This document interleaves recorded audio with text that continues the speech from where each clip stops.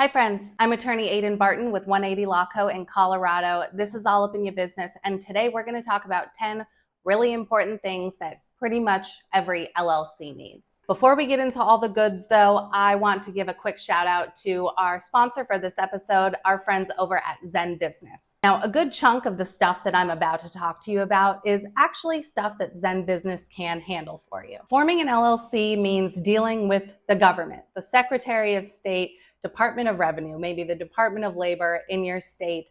And these things can often be clunky, difficult to navigate, and stuck in the 90s sometimes. ZenBusiness sits between you and the government and makes the whole process really simple. They've helped over 900,000 businesses, and they carry a 4.8 star rating across tens of thousands of reviews on Trustpilot. You can get started with ZenBusiness for $0 plus state filing fees. Their starter plan runs a business name search and then can file the articles of organization with your state for you, which, spoiler alert, is going to be one of the really important things on this list. You also get a clean, easy to navigate dashboard, compliance alerts so you never miss a deadline, and Velo, their AI assistant that keeps working for you after your LLC is formed and tracks your compliance calendar for you. If you bump up to some of their higher tiers, they'll handle a lot of the other things that people often forget, like operating agreement and registered agent services. You will notice that those things are also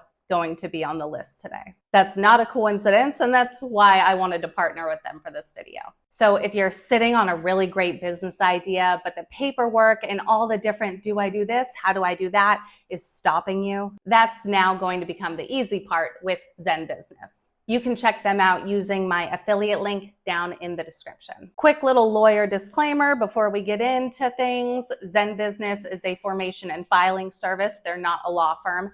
I am a lawyer, but I'm not your lawyer. The stuff I talk about in this video is not a substitute for actual legal advice. If you need help with any legal situation, you should consult with a lawyer who's licensed in your state. All right, and it looks like our friend Little Bird wants to join us for this video as well. Say hi to the people, Little Bird.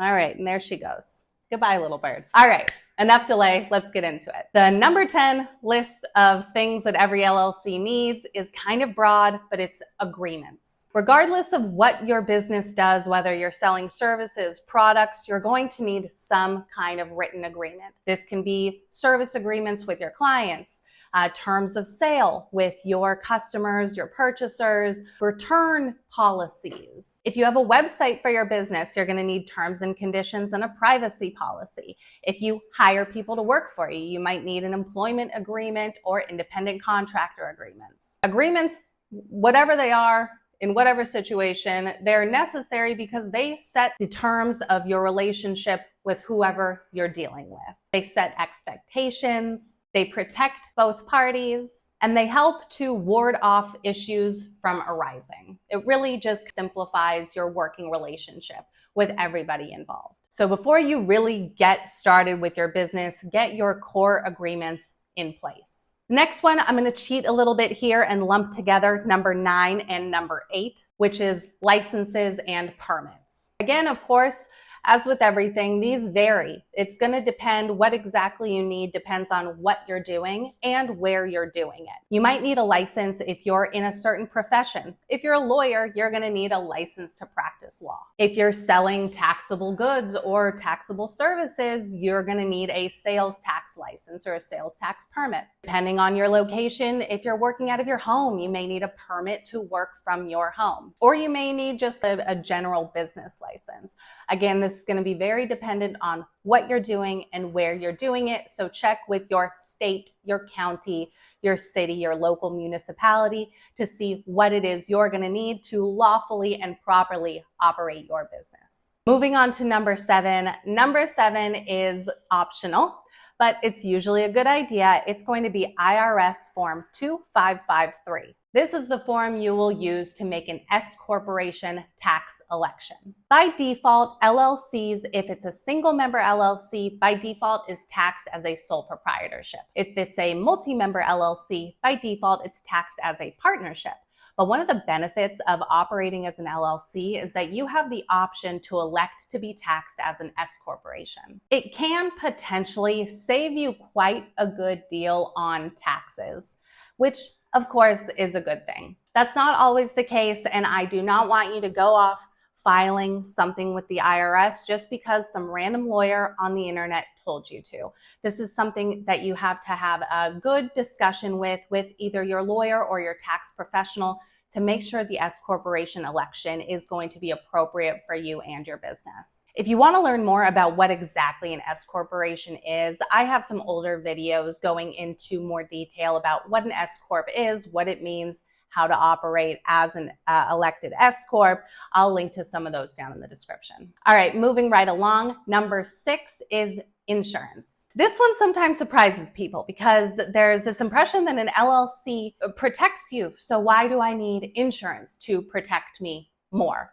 An LLC does protect you to an extent. It's a limited liability company that sets a kind of separation between you as the owner and the company so that liabilities and debts and stuff that has to do with the company don't come back to you personally. That's where the protection lies with the LLC.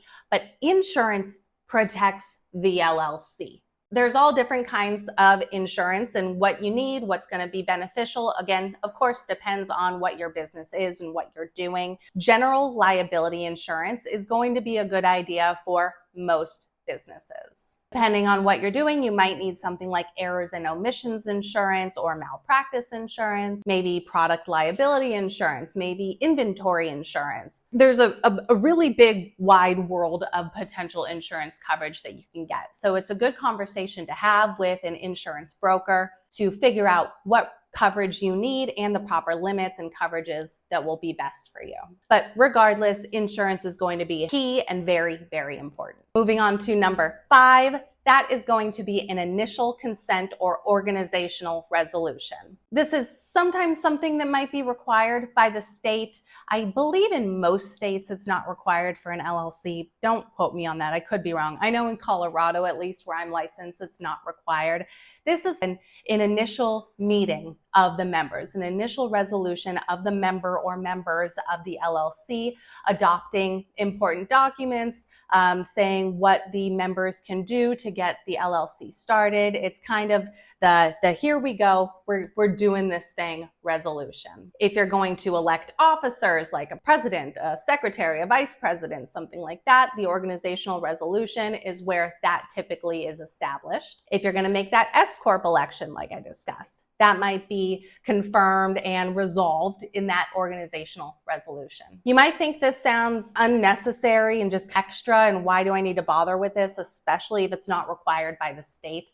You need to think about, the whole purpose of the LLC is a separation between you and your business. And a lot of what goes into that is paperwork and formalities and just doing things the proper way, even if they don't always make sense. And this organizational resolution or this initial consent is kind of part of that. It's part of the paper trail that you use to say, I have established this legitimate business that is separate from me. Number 4 is IRS Form SS4, which is how you get your EIN, your employer identification number for your business. The EIN is essentially like a social security number for your business. This is going to be required by the IRS if you have employees. It's optional if you're a single member LLC without employees, but you're still usually going to need it to open up a business bank account, which I'm foreshadowing a little bit here. We're going to talk about that in just a second. You can apply for the EIN online with the IRS for free at irs.gov. And this is, again, the number that you're going to use to open a business bank account. You're going to use this on your tax filings.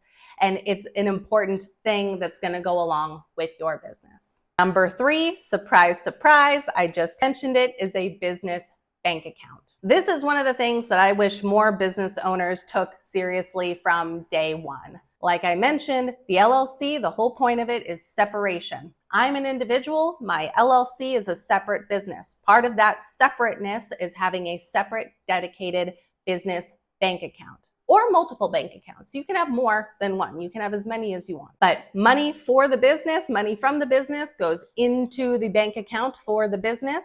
Expenses for the business get paid from the business bank account. You don't go fishing through your own personal account to pay for business expenses, and the money that your business receives does not get deposited into your personal bank account.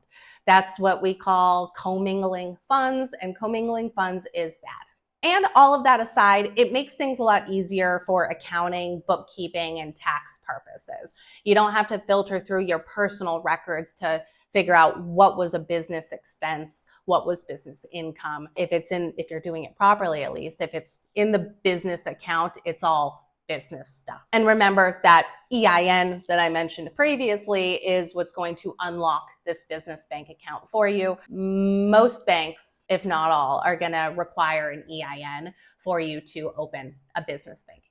All right, we're coming up to the end. Number 2 is an operating agreement. The operating agreement is the internal handbook, roadmap for your LLC. Some states require an operating agreement for an LLC. Some don't require it. It's optional, but even when it's optional, it's still kind of necessary. And this applies to single member LLCs and multi-member LLCs. The operating agreement sets out the responsibilities of the members, the rights and obligations of the members, how the members make decisions, how the members get paid, how the members pay for things. What happens if there's a disagreement amongst the members? What happens if a member dies or gets disabled or gets divorced?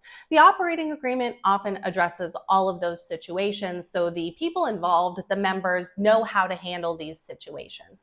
But even for a single member LLC, where you're not going to need to figure out how to disagree with somebody because it's just you, it's still really important because, like I said with that initial resolution, it's part of this paper trail, this paperwork that we use to establish that we are a legitimate business.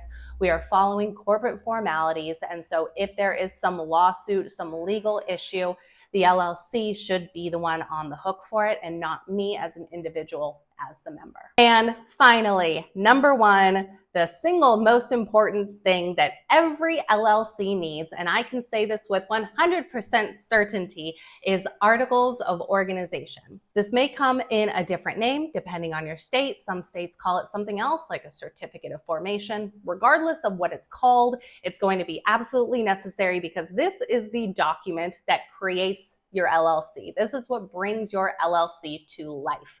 This is the form that we file with the Secretary of State to create the LLC. So that's why I'm so confident in saying that the Articles of Organization is absolutely the number 1 most important thing, most important document that every LLC needs. What exactly goes on the Articles of Organization varies. You're going to need to include the name of the LLC.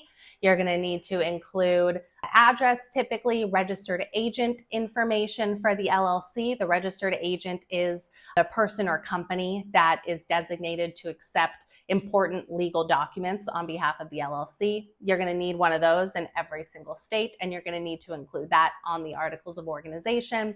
You might also include information about the members, how the LLC is managed, things like that. Again, varies depending by state, but this is the lifeblood of the LLC, because without the Articles of Organization, there is no LLC. All right, here's an extra little bonus one I'm going to tack on to the end.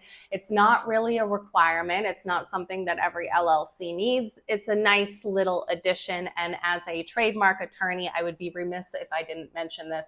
Something really important that your business might need is a trademark registration. I want to quickly clarify something because people get this mixed up all the time. Just because you form your LLC with your state, that does not mean that your business name is protected. An LLC and a trademark are two very, very different things. Trademarks are your business name, your logo, your product or service names, packaging design sometimes, important branding elements that tell the public that they're dealing with your business. Those are your business's trademarks. And the only real way to protect those is to register them with the United States Patent and Trademark Office. filing an LLC does nothing to protect your business's trademark. That's all for this episode, folks. If you learned a thing or two, give me a thumbs up. Make sure you've subscribed to my channel if you haven't already. Share this video with all of your friends and family. And remember that if the thing that's stopping you from starting your business is all this paperwork and this, what do I need to do? What if I miss something?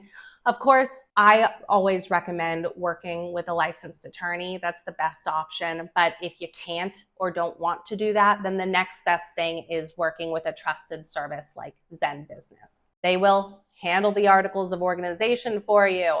They can handle the operating agreement for you. They can do that registered agent service for you and a whole host of other things to make sure your business is set up properly, easily, and stays compliant and in good standing. Thank you all so much for watching. I'm Aiden Barton, and I will see you next time.